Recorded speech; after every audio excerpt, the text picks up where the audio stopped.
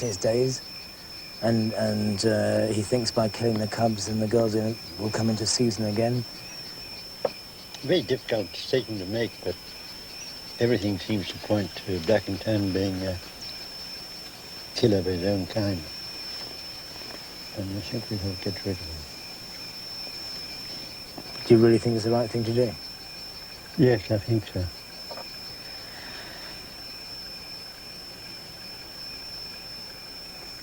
Yeah, we've given Black and Tan every chance, and I think that his last chance has passed.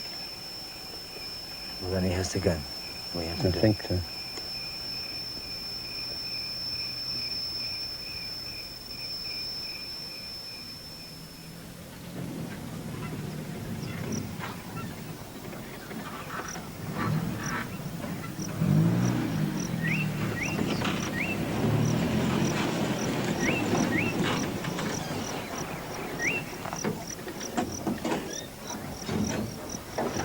Bring the rifle, George. Black and Tan's death sentence was thus handed down. George and Tony, suspecting that the killer was still in the vicinity where the cub had disappeared, returned to carry it out.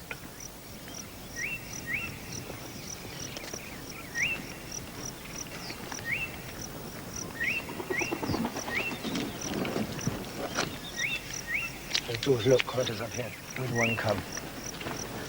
Yes, I can see it.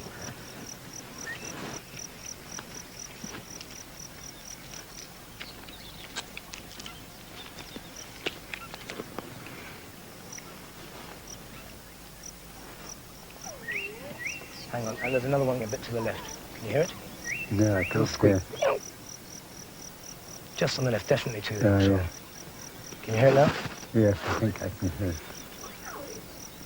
Well, that's good. Hang on. And they're just in front of her. Let me see the second cub. Mm-hmm. Fantastic.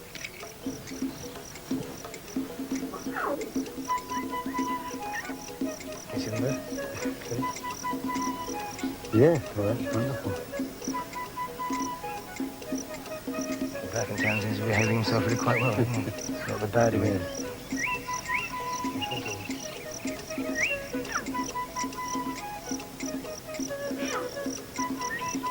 The thing to do is come along and see him, see each other. Yeah. Just check again. Yeah. Twice a day, check out. This is just the thing. Yes, I think that's the best thing to do. We come back and with meat and call her and very likely come along with a couple. But when George and Tony came back later that evening, they discovered that Coretta had moved the cubs to the cliffs below the camp where Black and Tan made his lair.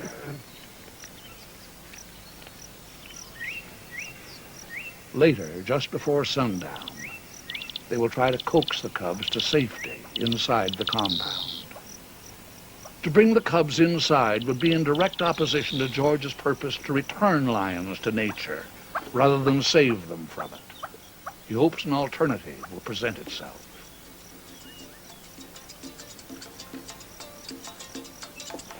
With the return of the prodigal cub, the atmosphere in the camp cooled to normal.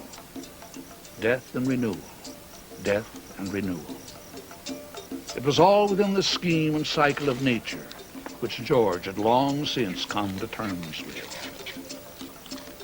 George Adamson's nature has always been to remain quietly in the background.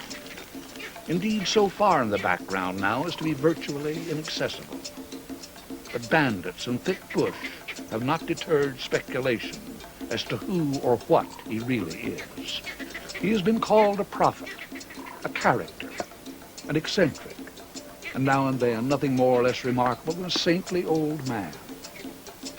He is, in fact, a bit of all these, and yet far simpler than the composite might imply. George Adamson is an imperturbable gentleman who loves and understands lions. One of those rare people who does precisely as he pleases, at no expense to anyone who is aware of the risks. He is among the most endangered species.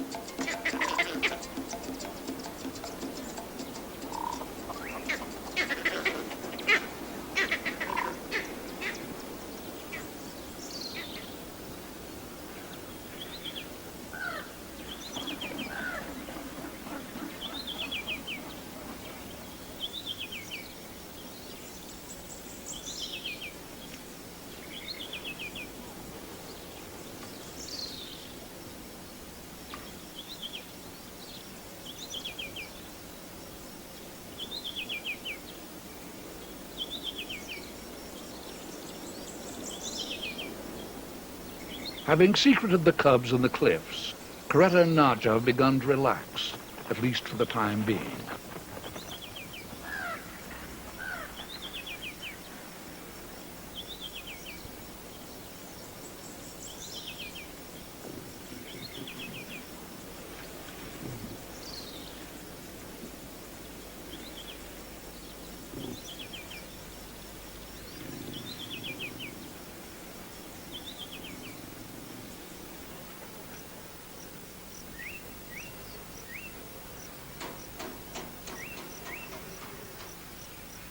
The hole from which the camp's water supply is drawn is now drying up. Inland, too, the water holes will be running low. Soon the animals that left during the rains will return to Kora and the river. With game abundant again, Coretta will no longer come to camp for feeding. If the cubs survive for 2 years, they will leave with their mother after the next rains, perhaps forever. Like Arusha and Growley, Jojo and Kaunda and Shade, and the scores of other lions who have learned about the bush from George and Tony.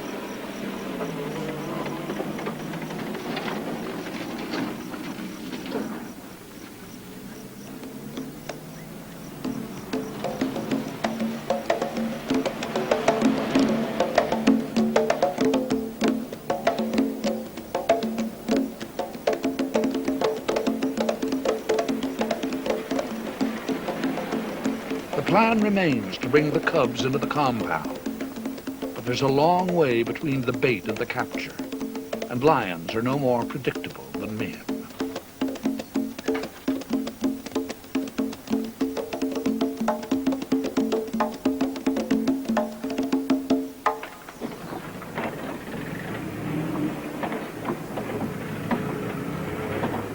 Hearing George's vehicle in the distance, Coretta has come from the inland cliffs, but she will not bring the cubs until dark.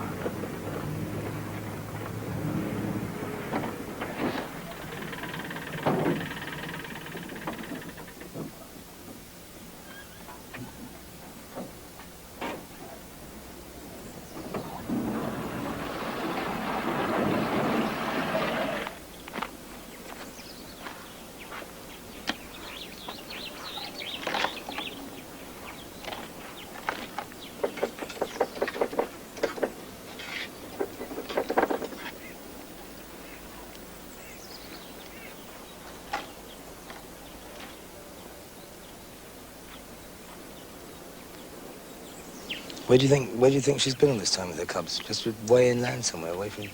She must have been. Where, I don't know. I expect somewhere or other must be water up there, which probably dried up now. It's incredibly broken country, all that, when you're flying. Yes, yes. I don't think she'd mind us getting quite close to her cubs. I think when things are quieting down here a bit, we'll just leave the gate open. Let them all come trooping in, yeah? It'd be a mating, but I think she'd certainly come in. I'm sure she would. We'd have to tell the Africans to barricade themselves in their hut. Not that she'd mind, I don't think. I wouldn't think so. Just the cubs you've got to think about, really. I should think Black and Tan must be about 7 or 8 years old. There's just a possibility that he might be the offspring of Boy.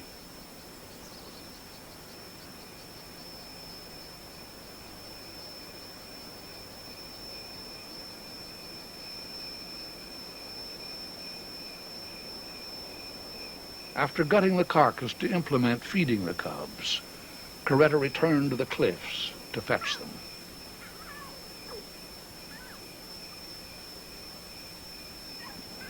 Coretta's soft calling and the gentle squeaks of the cubs are suddenly interrupted by the deeper roars of an approaching male. George Adamson is not given to fanciful interpretations of nature. He is a practical man. And yet the extraordinary behavior of Black and Tan, a cub killer, has caused him to wonder if he is not dealing with an evil that is beyond the acceptable violence of nature. It is not a speculation he would discuss, even with Tony, but the idea remains.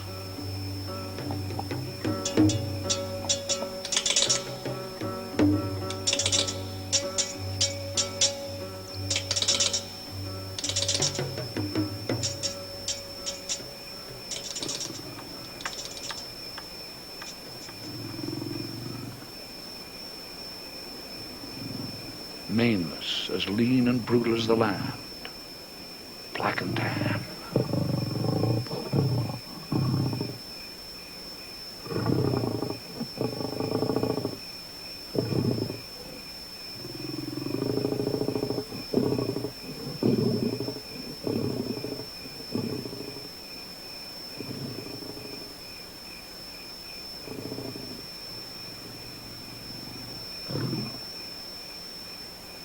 Moments after coming to the carcass, Black and Tan repeatedly, desperately, charged the heavy fence near George's bed.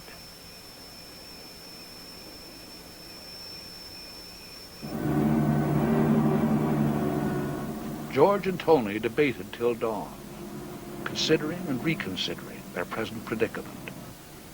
Finally, it was the frustrated courage of Black and Tan, slamming against an unnatural barrier between his anger and his adversary, a man inside a cage, that prompted George's decision. Black and Tan, for all his seemingly unreasonable terror, was an element in the plan of nature. They, the old man and the young man, were intruders here. So the cubs, like all the Kora lions that came and left before them, would have to take the chances that true freedom demands. One becomes very attached to them, and then they suddenly go off, and you may never see them again. The whole idea is, a rehabilitation of the lions, and when they go off, it's, I suppose, rather like father in Victorian days. When they had many children, he'd give one of his sons 50 quid and say, well, now you've got to go off, make your own way in the world.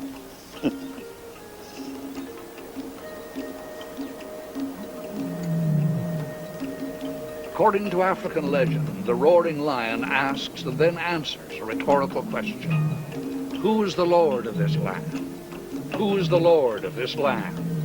I am. I am. I am.